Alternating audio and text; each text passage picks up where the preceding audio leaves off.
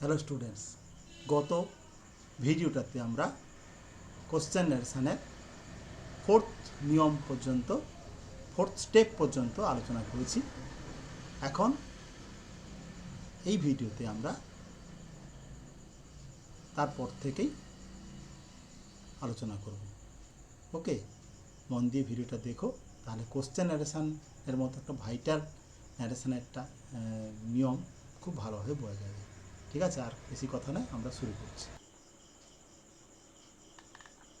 Sir বলছি যে yes no question যেটা ওই স্টেটমেন্ট কয়টা বললেন ওটা আরেকবার বলুন। হ্যাঁ, he asked me if are you গোয়িংটা you are going, are you গোয়িংটা you are going, he asked me if you are going to school now. আচ্ছা বুঝতে পেরেছি। ঠিক আছে, are you going to school থেকে, are you going to school থেকে যে তুমি you are going to school করলে, মানে কেন কেন করলে না, এটা তুমি কোশ্চেন থেকে স্টেটমেন্টে রূপান্তর করলে। ঠিক আছে, ক্লিয়ার তো? হ্যাঁ স্যার। না হলে বলো, আমি আবার বলবো। না স্যার বুঝতে পেরেছি। স্টেপ 5, স্টেপ 5-এ কি, আমি একটু বেশি করে বোঝাচ্ছি বলে ঘাবিও না, এত বিশেষ কিছু না, যখন বুঝে যাবে দেখবে জল ভাতের মতো মনে হবে তোমার। ঠিক আছে, এরকম ভাবে উদাহরণ দিয়ে আমি সাধারণত বোঝাই না, মুখে মুখে বলে দিই তুমি করে নেবে, কিন্তু এখন যেহেতু আমি ফুল একটা ক্লাস করার চেষ্টা করছি, এইবারে হচ্ছে এইবারে তোমার অ্যাসার্টিভ সেন্টেন্সের ন্যারেশনের নিয়ম অনুযায়ী যাবতীয় পরিবর্তন করতে হবে। এইবারে বেশি আর বলবো না। এবার লেখো, এখন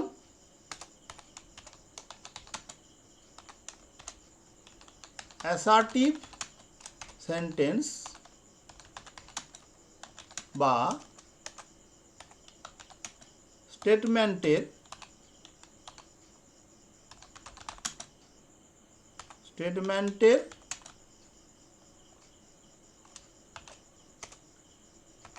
ন্যারেশন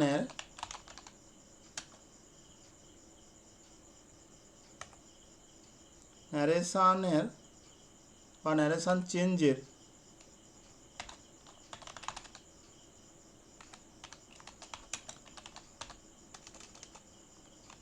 সাধারণ নিয়ম অনুসারে পার্সন, ব্র্যাকেটে প্রোনাউন লেখো, টেন্স, ব্র্যাকেটে লেখো ভার্ব ফর্ম,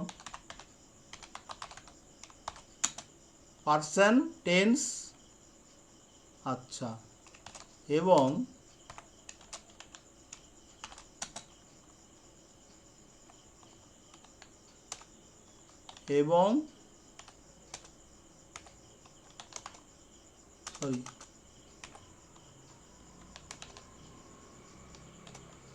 স্থান বা কালবাচক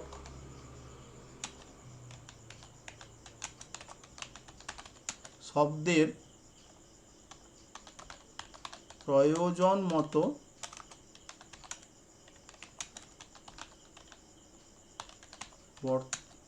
মতো পরিবর্তন করতে হবে। স্টেপ 5 হচ্ছে এখন অ্যাসার্টিভ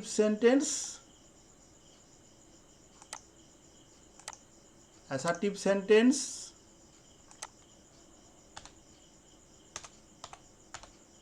বা স্টেটমেন্টের ন্যারেশন চেঞ্জের সাধারণ নিয়ম অনুসারে পার্সন বা প্রোনাউন, টেন্স বা ভার্ব ফর্ম এবং স্থান বা কালবাচক শব্দের প্রয়োজন মতো পরিবর্তন করতে হবে। অর্থাৎ আই থেকে ঝি হচ্ছে, কি ইজ থেকে ওয়াজ হচ্ছে, এবারে টুমরো থেকে দ্য নেক্সট ডে হচ্ছে, এইগুলো পরিবর্তন করতে হবে। এটা হচ্ছে স্টেপ 5। আর এবার হচ্ছে স্টেপ 6, লাস্ট। স্টেপ 6টা কি না, তোমাকে ফুল স্টপের ব্যবহার করতে হবে কোশ্চেনের জায়গায়।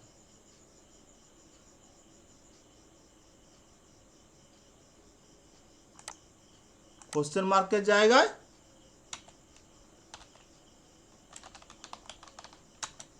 কোশ্চেন মার্ক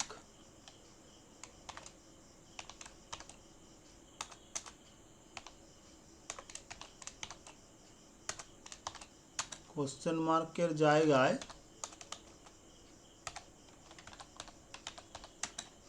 ফুল স্টপ দিতে হবে, এটার কিছুই নয়।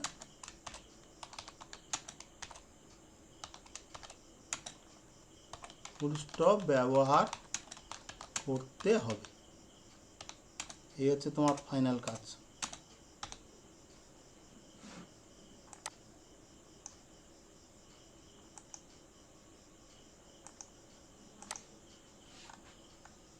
কিন্তু আমরা এখানে একটা স্টেপ মিস করে গেলাম, এবারে ওই কাজগুলো করে নিতে হবে আমাদের, এমনি ফেলে রাখলে হবে না।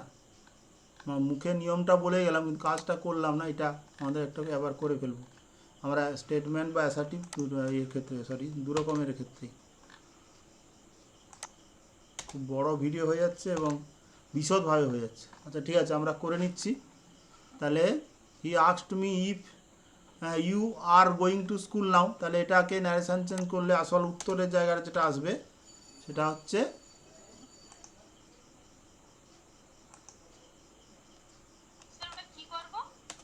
ন্যারেশন চেঞ্জটা তো মানে ফাইনাল করা হলো না, তো আমি করিনি, তুমি হয়তো করেছো কি জানি না।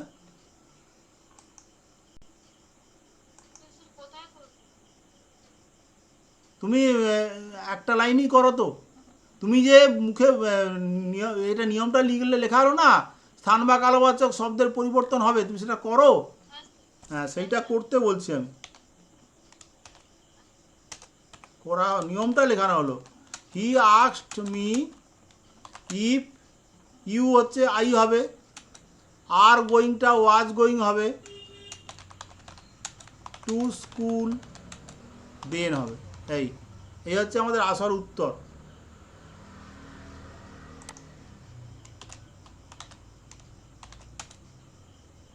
He asked me if I was going to school দেন।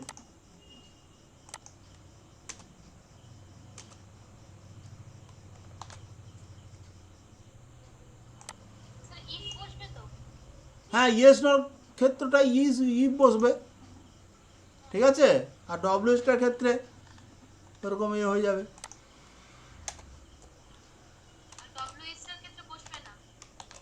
ডব্লিউএসটার ক্ষেত্রে সেক্ষেত্রে ফুল স্টপ বসবে, ইফটা বসবে কেন, ডব্লিউএইচ ওয়ার্ডটা বসবে। He asked me why I was going to school then, full stop, নাউটা দেন হলো।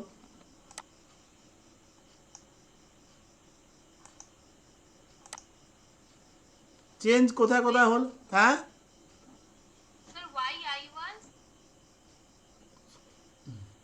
You are going to school now, এটাকে তুমি পার্সেন্ট চেঞ্জ করবে, কি করছো, ইউ থেকে আই করবে, যেহেতু সেকেন্ড পার্সেন্টের নিয়ম অনুযায়ী সেকেন্ড পার্সেন্ট থাকলে যাকে বলছে তার পার্সেন্ট যাবে, সেই জন্য আই হবে। Why I was going to school দেন,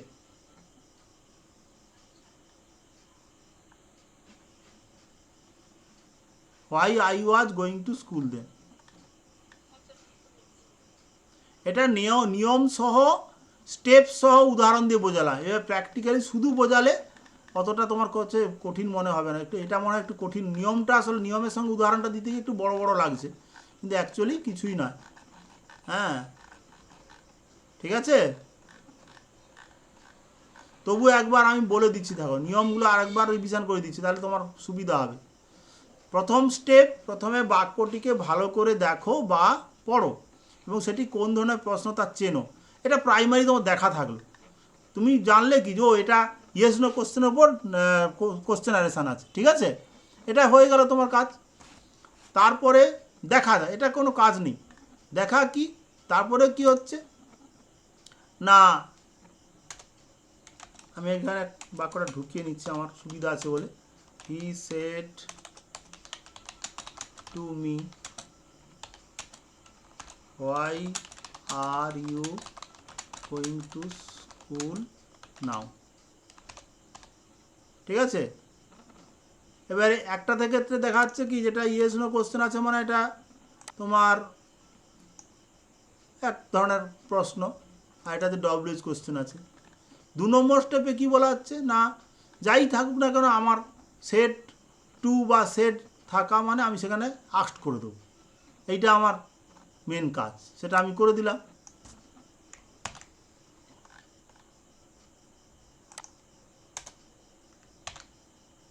এখন যেহেতু নিয়ম হিসাবে করাচ্ছে ওই জন্য একটু বেশি লাগছে, কিন্তু এটা কোনো বেশি নয়, অনেকে কিছু না অত না বুঝেও করে ফেলে, অসুবিধা কিছু হয় না, শুধু পার্সেন্টেজ টেন্সেস থাকলেই হবে। ঠিক আছে, এই আক্সটা সেট টু জায়গায় আক্সড করে দিলাম আমরা। আচ্ছা, কথাগুলো ঠিকঠাক শুনুন। স্টেপ 3-তে কমা ইনরকম তুলে দিয়ে আমরা ইয়েস নো কোশ্চেনের বেলায় কি বসাচ্ছি না ইফ বা হয়ে এখন শুনতে পাচ্ছ? হ্যাঁ স্যার শুনতে পাচ্ছি। হ্যাঁ, একটু ফোনটা কাছে নিয়ে এসেছি তো। আর প্রশ্নটা যদি ডব্লিউজ হয় তবে ওই ডব্লিউজ কোশ্চেন ওয়ার্ডটিকেই আমরা বসিয়ে দেবো, কোনো ইফ ওয়েদার বসাবো না। এটা অনেকে ভুল করে, ইফ ওয়েদার তারা বসায় আবার ডব্লিউজ কোশ্চেন ওয়ার্ড বসায়, এরকম হয় না কখনো। ঠিক আছে, তারপরে কি, এই যেমন এখানে করেছি ইফ বসিয়েছি। তারপরে হচ্ছে স্টেপ 4-এ কোশ্চেনটাকে স্টেটমেন্ট রূপান্তর করতে হবে। এইটা হচ্ছে সবচেয়ে vital. Are you going to স্কুলকে স্টেটমেন্ট করলে you are going to school, হ্যাঁ এইটা করা হচ্ছে।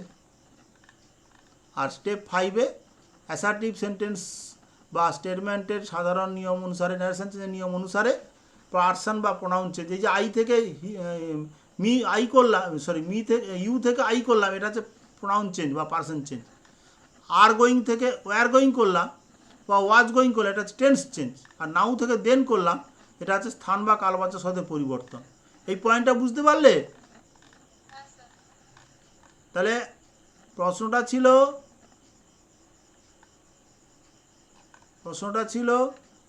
হি said to me are you going to school now, তাহলে সেটা হয়ে গেল he asked me if I was going.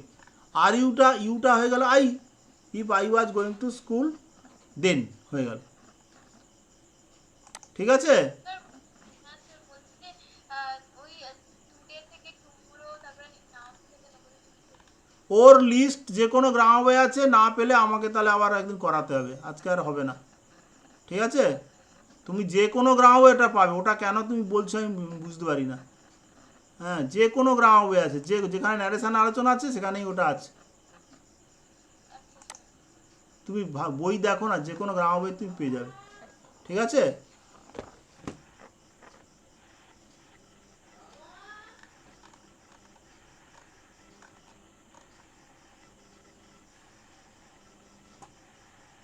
তাহলে আমরা স্টেপগুলোকে বোঝালাম।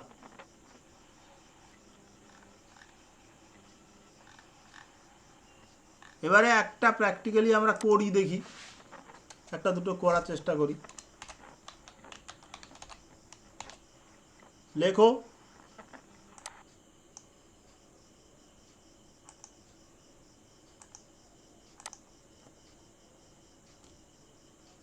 প্র্যাকটিস সেশন বলতে গেলে এটা।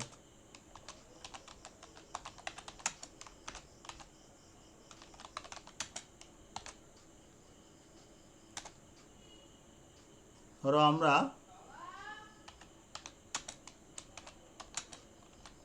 হি said to me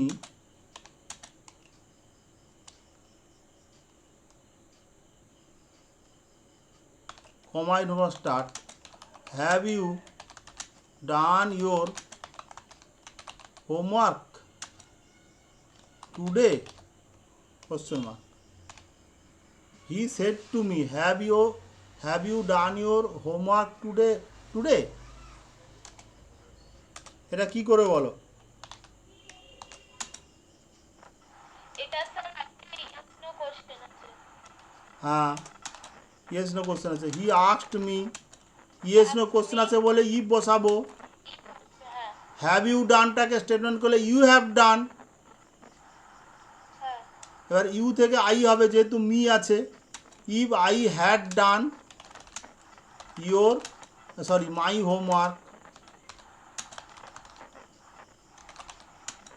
that day. আমি কিন্তু মুখে মুখে স্টেপিংগুলো করে গেলাম, আমার কিন্তু এটা করাটা উচিত হলো না, স্টেপ ধরে করলাম না। তুমি যদি স্টেপ ধরে করতে চাও কীভাবে করবে আমি একবার দেখিয়ে দিচ্ছি তোমাকে। এই প্রশ্নটা লিখে আমি স্টেপ ধরে করিয়ে দিচ্ছি।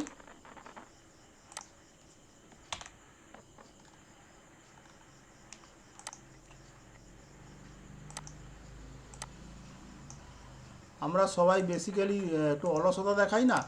হি said to me, have you done your homework, এটাকে স্টেপ 1-এ করলে কি হবে না, স্টেপ 1-এ করলে হবে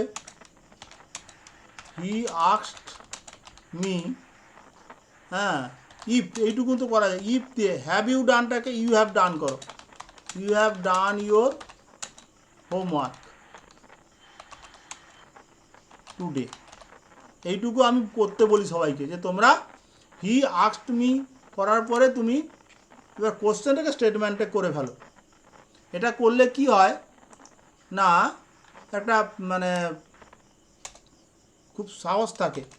হ্যাঁ, এবার ফাইনাল স্টেপটা কী হবে না, হি